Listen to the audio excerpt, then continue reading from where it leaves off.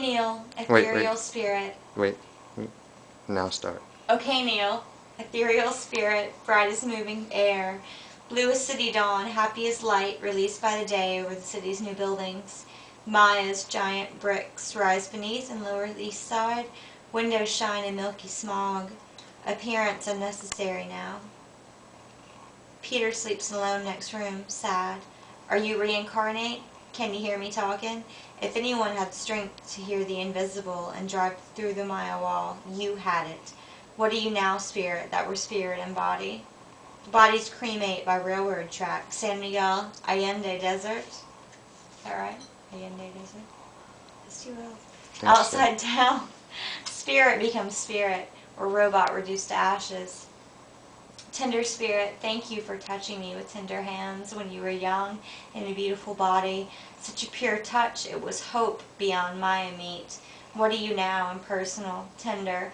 You showed me your muscle warmth over 20 years ago when I lay trembling at your breast. Put your arm around my neck. We stood together in a bare room on 103rd Street, listening to a wooden radio with our eyes closed, eternal sadness of Shabda emblamped on our brains. Illinois Jacquette's saxophone shuddering, prophetic honk of Louis Jordan. Honey dippers, open the door, Richard, to Charles, to cry. Oh, I'm fucking up all over the place. Honey drippers, open the door, Richard, to Christ's apocalypse. The buildings are insubstantial. That's my New York. Outside eastern apartment offices where telephones rang last night, and stranger's friendly Denver voice asked me, had I heard the news from the west? Some gathering bus, Eugene, Oregon, or Hollywood, impends. I had premonition. No, I said, I've been away all week. You haven't heard the news from the west? Neal Cassidy is dead. Peter's voice doved. Oh, on the other line, listening. Your picture stares, cheerful, tearful, straying into candle burns, a green stick incense by household gods. Military tyranny overtakes universities. Your prophecy approaching its kindness sense brings us dawn to the great year's wakening. Kesey's in Oregon writing novel language. Family farm alone. Had you no more to do? Was your work all done? Had you seen your first son?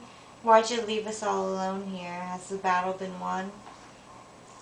I'm a phantom skeleton with teeth, skull resting on a pillow, calling your spirit. God echo consciousness, murmuring sadly to myself, lament and dawnlight's not needed.